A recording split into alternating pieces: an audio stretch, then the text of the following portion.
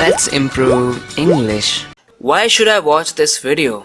If you're wondering, then let me explain this to you in simple lines why you should watch this video instead of giving a long introduction, probably boring. You should watch this video because you'll learn useful phrases and words in daily life sentences. You'll practice well by trying to translate the sentences that I mention in Hindi. You'll learn how to say certain things in multiple ways. You'll have a great listening practice as you watch the video. उसको कोई भी बात बहुत जल्दी लग जाती है, बहुत जल्दी चुभ जाती है. होते हैं ना कुछ ऐसे लोग जो बहुत जल्दी चिढ़ जाते हैं, बहुत जल्दी उनको कोई भी बात चुभ जाती है. हम इंग्लिश में कह सकते हैं he is very touchy. He is very touchy. जी हाँ फ्रेंड्स, सिर्फ इतना सा कहेंगे और इसका यही मतलब है कि उसको कोई भी बात बहुत जल्दी से चुभ जाती है, लग जाती है. ही इज़ वेरी टची मतलब वो बहुत टची है. हम टची की जगह पे कह सकते हैं he is very sensitive. He is very sensitive और irascible. ही इज़ irascible और ही इज़ quarrelsome.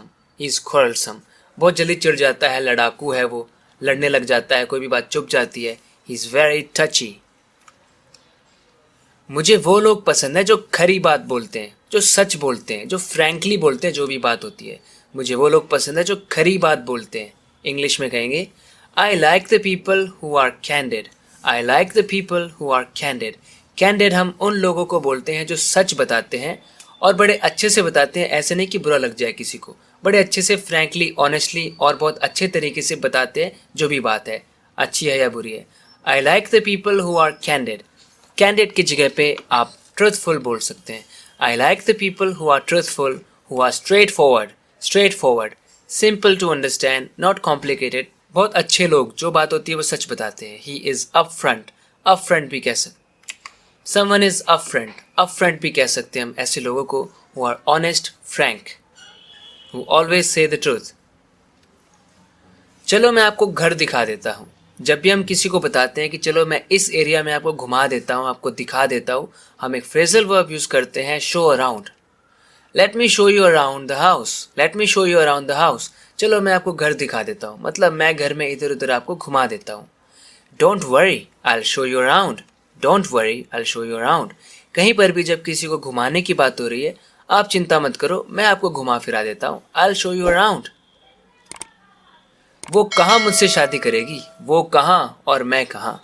मेरे कहने का मतलब है कि मैं तो उसके लायक नहीं हूँ, मतलब वो तो बहुत ऊंची चीज़ है.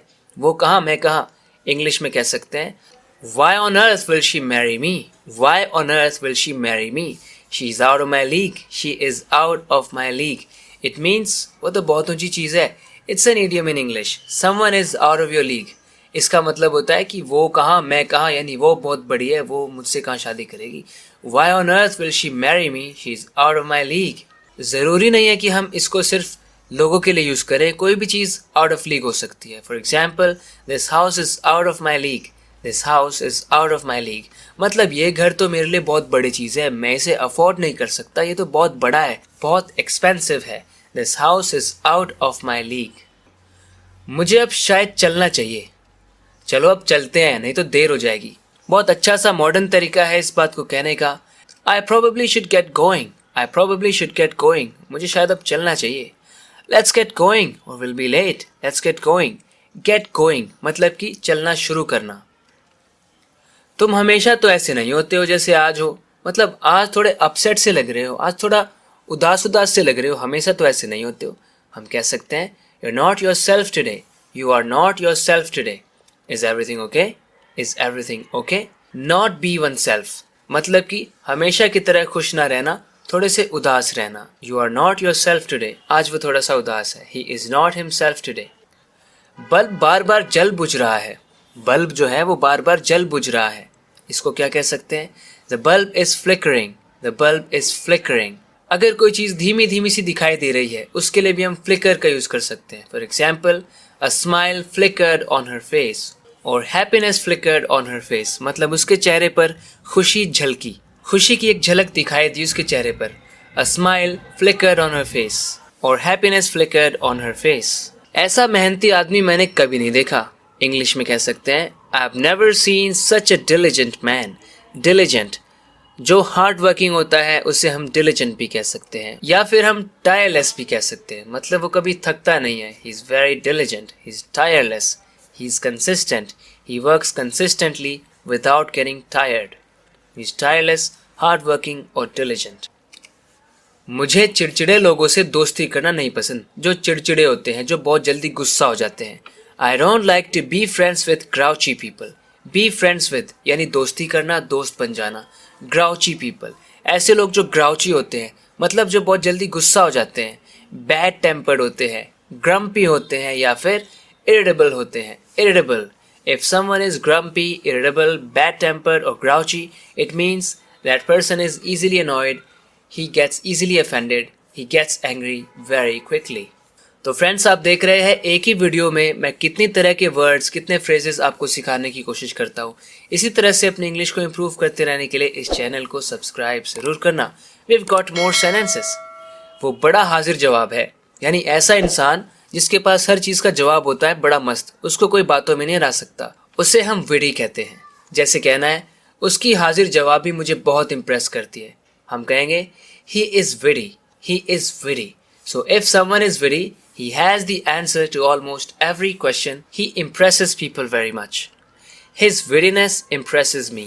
His wittiness impresses me. मतलब जो भी बात होती है, जो भी सवाल आता है, उसका बहुत मस्त सा, बहुत अच्छा, समझदारी से जवाब देता है वो, तो उसके अंदर विडीनेस है और वो बहुत विडी है. His wittiness impresses me. वो आदमी चेप है. अब कुछ लोग ऐसे होते हैं जो चिपके रहते हैं, छोड़ते नहीं है, बात करते रहते हैं, हमें उनसे बात नहीं करनी और वो चिपके जा रहे हैं, बात करते जा रहे हैं, डिस्टर्ब कर रहे हैं, बॉदर कर रहे हैं. ऐसे लोगों को हम क्या बोल सकते हैं? जैसे कहना है वो मेरे चेप हो जाता है, तो हम कह सकते हैं that man is clingy. That man is clingy. मेरे चेप हो जाता है. He clings to me. He clings to me. We can use this word for children. For example, her children cling to her. Her children cling to her. मतलब वो जहाँ भी जाती है उसके चिपके रहते हैं बच्चे, उसको पीछे छोड़ते नहीं, उसका पीछा छोड़ते नहीं है, कहीं खेलते कूदते नहीं है, उसी के चिपके रहते हैं. Her children cling to her. कभी कभी मैं जल्दी फैसले नहीं ले पाता, हम इसे कह सकते हैं I am sometimes indecisive. Indecisive is a very good word. Indecisive हम उसे कहते हैं जो जल्दी से फैसले नहीं ले पाता है, जिसके लिए फैसले जल्दी से लेना बड़ा मुश्किल होता है. It's difficult for such a person to take decisions. मुझे एक ऐसे आदमी की ज़रूरत है जो जल्दी फैसले ले सके. इसका ऑपोजिट है decisive. I need a decisive man. I need a man who's decisive. वो बस हमेशा रौब झाड़ता रहता है. मतलब कुछ लोग दादागिरी करते हैं, गुस्सा करते हैं, ऐसा करो, ऐसा ही करना है, बस यही करोगे, रौब झाड़ते हैं. हम इंग्लिश में कह सकते हैं he is overbearing. He is overbearing. कोई overbearing है मतलब बहुत रौब झाड़ता है, जो वो कहता है वही हमें करना पड़ेगा, ऑर्डर चलाता है. हम कह सकते हैं he is bossy. He is bossy. तो उसे हम bossy भी कह सकते हैं. He keeps bossing around. He keeps bossing around. ऐसे भी कह सकते हैं. फ्रेंड्स, मुझे पूरी उम्मीद है कि ये वीडियो आपको बहुत पसंद आई है. इसी तरह से वीडियोस देखकर अपनी इंग्लिश को इम्प्रूव करते रहने के लिए इस चैनल को सब्सक्राइब ज़रूर करना अगर आपने अभी तक नहीं किया है तो. सो फ्रेंड्स, बात करते हैं अगले वीडियो लेसन में. तब तक के लिए अपना ख्याल रखना. Take care and bye bye.